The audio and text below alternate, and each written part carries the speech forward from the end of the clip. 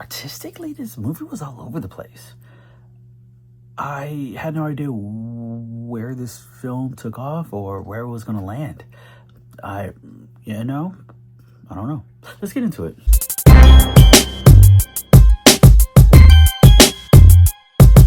So let's just get into the artistic tone of this movie, right?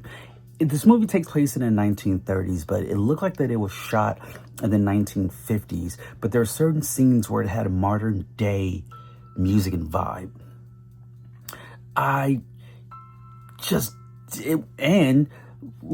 This movie did not take itself serious. It wasn't a comedy and it wasn't a parody. It had, it had some dark humor moments in it, which is totally fine.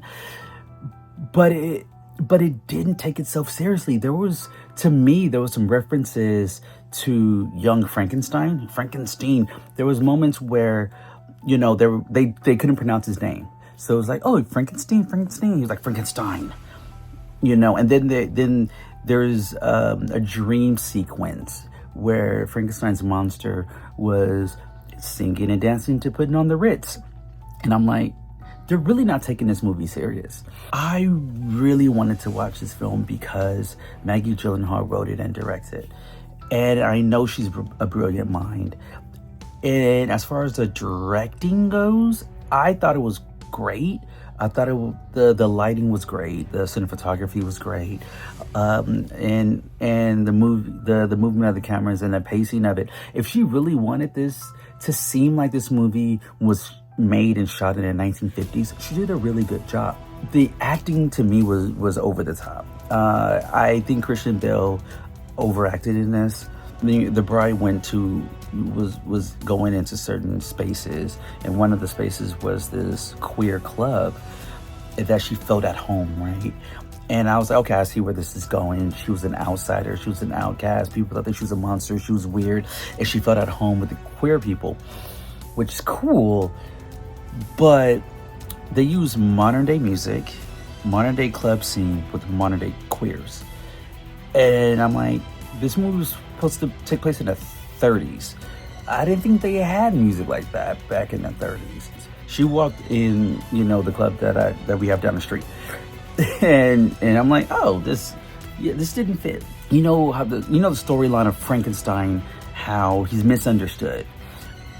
He doesn't know how to control his anger. He doesn't know how to control his strength, and everything goes south. It's like that, but the bride kind of knew what she was doing, but she felt like, what did I do? And it's like, you have already done it like a few times. The beginning of this movie, the beginning of her character, she kind of wasn't all there to begin with. I don't know if she was channeling Harley Quinn, because I felt that. I felt like she was a copycat of Harley Quinn. And then the beginning tone of this movie was a play.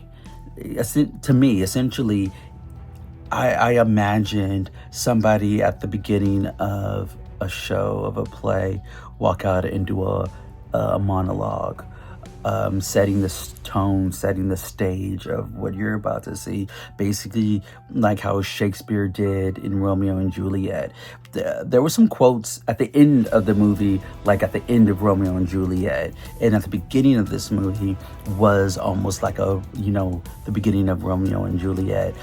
And so when you're sitting down, like Maggie Gyllenhaal wants you to be in a space where you're about to watch live theater. And within that, like I said, she took a lot of artistic liberties with this, as you would in an actual live show.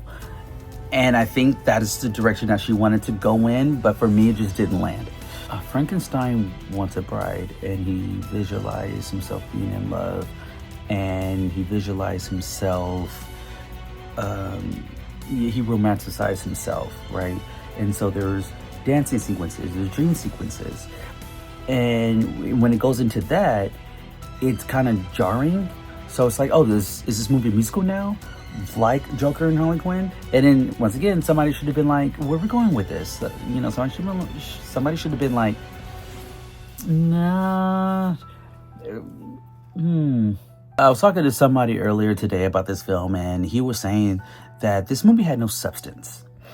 And after watching it, I see what he means. It's like this movie it didn't know where it wanted to go. It didn't know which lane it wanted to choose. It's almost like it had no destination at the end of it. But because of that, it is really hard for me to give this movie anything higher than a 5. I just can't.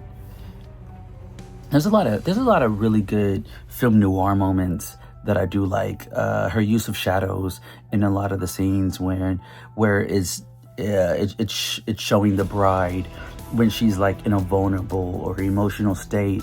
You see like harsh shadows, which was great, and artistically that's beautiful, and I get that.